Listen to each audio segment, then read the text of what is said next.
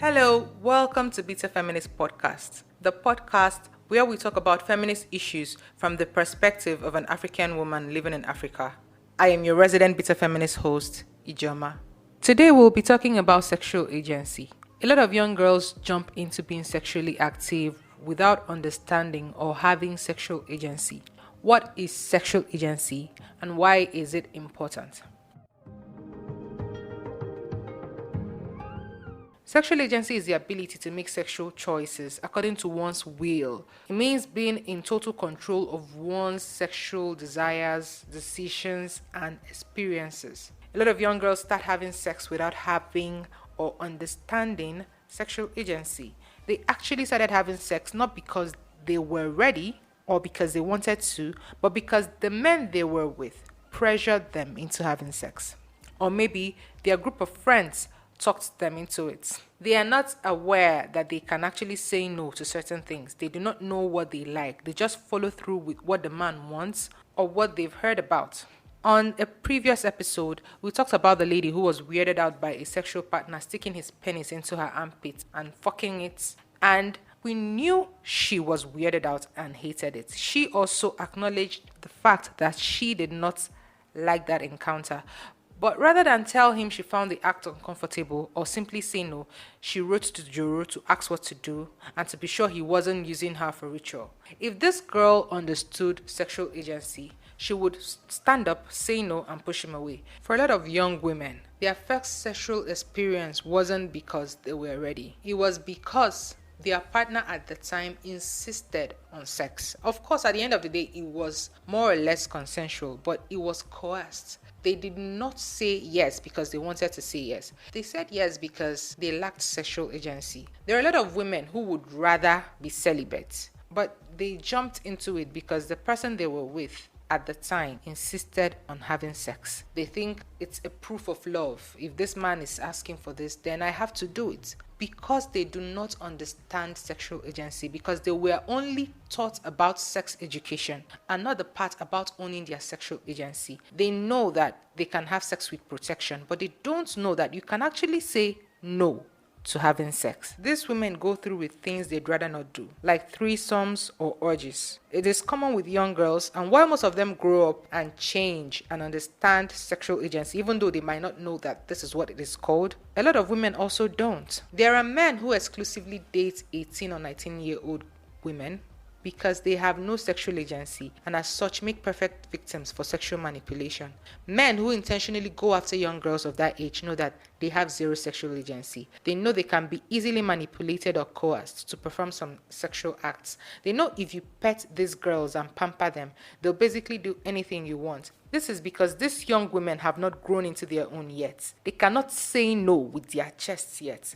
Let's assume a man wants a threesome and he has an 18-year-old student girlfriend and a 30-year-old girlfriend who is a working class lady. Who do you think would be easier to manipulate to get that sexual act? The 30-year-old girl who is experienced and knows exactly what she doesn't want, or the student who is inexperienced and can be swayed if you buy her a new phone? The 18-year-old with no sexual agency would definitely agree. But the thing is, a few years down the road, she would realize she was used, that she was targeted because of her age and assumed malleability. That even though she agreed, she did so because she didn't know better, because she didn't have the guts to say no. And that the man knew that and took advantage. That guts to say no is what we call sexual agency. Some people will say, but she consented. Why is she feeling bad? Did she not consent? Let me put it this way. Imagine if someone asks you for money and you ask them to take 200 naira from your purse, thinking that that's the only money inside your purse. The person goes there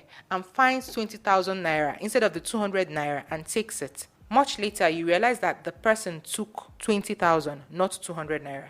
And that the person specifically came to you because he knew what was in your purse was 20,000 naira and not 200 naira. But you, the owner, did not know. Wouldn't you feel used even though you asked them to take the money? You would. So when these girls get older, they realize that they were indeed manipulated, even though they consented, and they carry that trauma. Now, this is the reason why you need to have sexual agency, because you might consent to a sexual act because you feel you need to, but your sexual agency lets you know that you don't have to. In addition to giving girls sex education and teaching them about consent, we should also teach them about sexual agency. Yes, you can be sexually active, but that doesn't mean you have to participate in every sexual act to please a man. Yes, you can say yes to sex and still say no to certain aspects of sex. Yes, you can be in a relationship and refuse to have sex. You can still continue to be celibate because you want to, not because the man is asking you to, not because your parents, anybody that doesn't have your body is asking you to, but because you want to. Yes, you can continue to live a celibate life and end up marrying as a virgin because you want to, not because your pastor asked you, not because your reverend told you, not because your husband deserves the gifts of your virginity, but because it is your own sexual decision. The truth is, only women find it hard to own their sexual agency. Men have no issue owning their sexual agency. A man who does not want to have a particular sexual act will not do it no matter what. A man will tell you he does not give head, he does not eat pussy, because he doesn't want to. And he will stick to it. Take it or leave it. There is no particular reason why he doesn't want to do it, apart from that he doesn't want to do it. But a woman will sit there in pain and watch a man fuck her nostrils without saying no. A few years ago, a story broke out about actor and comedian Aziz Ansari. So Aziz met a lady at the Golden Globes after party. He was reticent about talking to her, but she drew him out of his shell. He later took her number and they planned a date. They had the date and had a wonderful time. Then they went back to Aziz's place. At his house, Aziz poured her wine and she voluntarily drank. Aziz kissed her, she kissed back. Aziz performed oral sex on her. She received. She also reciprocated. He talked dirty, she stayed. He asked for sex and she was uncomfortable. She registered her discomfort through non-verbal cues. At some point, she said she wanted to stop, and he stopped. When she finally registered her unease, he stopped, and there was no penetration whatsoever. He called her a cab, and she left. A few months later, she came out and said it was sexual assault. She felt violated, she felt this, she felt that. Now, this is where sexual agency should have kicked in. After a date and you don't want to go further with a man, you go home. You don't follow the man back to his house, no matter how spellbound you are. If you are sure that you do not want to have any sexual relation with this person, you just go home after the date. It's a first date. There would be subsequent dates. If you feel like he would not call you for a second date because he didn't put out on the first date, then that's on you. But you don't have to do stuff that you don't want to do because you want to keep a man. This is where this lady failed it. She followed this man, a strange man, on their first date, maybe because he's a star, back to their house. And also, if you find yourself at a man's house and you have no plans to go further, you shouldn't be having alcohol. And relaxing is a non-verbal cue that points towards yes. And most importantly, even if you do all that, if he makes a move sexually and you are not ready, you should say no and leave. Not stay back, allow him perform oral sex on you, then you reciprocate the oral sex, then you have him touch you, then you do other sexual activities, then you now say, oh, I'm not comfortable. There are things you should know not to do. When that story broke out, I was really displeased with the lady. At no point did she voice her discomfort.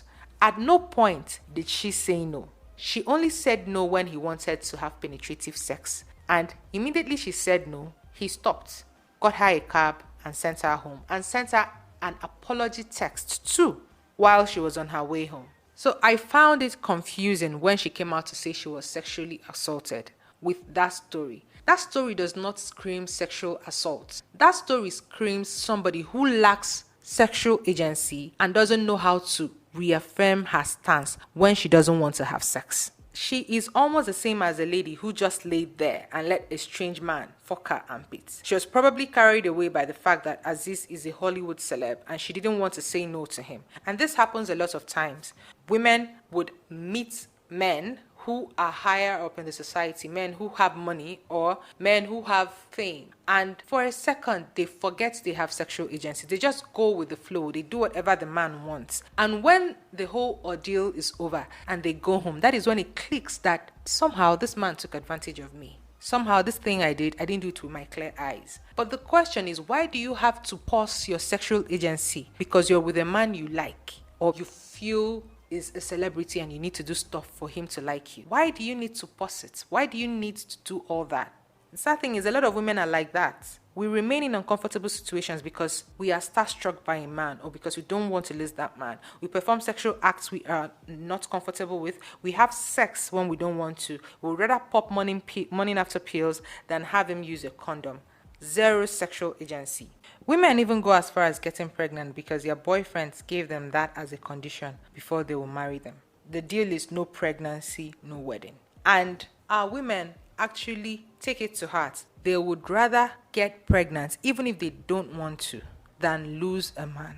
That is how far we've lost our sexual agency, to the point that women would sacrifice their reproductive lifestyle on the altar of a man who promises them marriage. No sexual agency whatsoever. And some of these women end up getting abandoned by the men who promised them marriage. They lose out both ways. They have a child they are not prepared for, a child they don't know how to cater to, a child they would rather not have. And at the same time, they do not have the man that they sacrificed this for. Sexual agency is something that every woman needs to learn and take control of. You need to understand your power. We do not need women who would just stay put and let things happen to them, who let sexual decisions be made for them, who just stay and be tools of pleasure for men, who would just let men do whatever it is they want because they like those men and they don't want to lose them. We don't want women who would rather be celibate but actually go ahead to have sex with men because they want to please those men. They want to keep those men. I hope that after today, you try to understand your power as a woman, your sexual power, and you try to take it back. Sex should be something you do with your full desire. It's not something that should be decided for you. It's not something that you have to give. It's something that you participate in because you want to, not because you feel you have to. That's all for today. Thank you so much for listening to today's episode of Bitter Feminist Podcast. Follow us at Bitter Feminist Podcast on Twitter, Instagram, Facebook, YouTube, and TikTok. You can drop your contributions, questions, or even hot takes on any of our social media platforms. I'm still your host, Ijoma. See you on our next episode. Bye.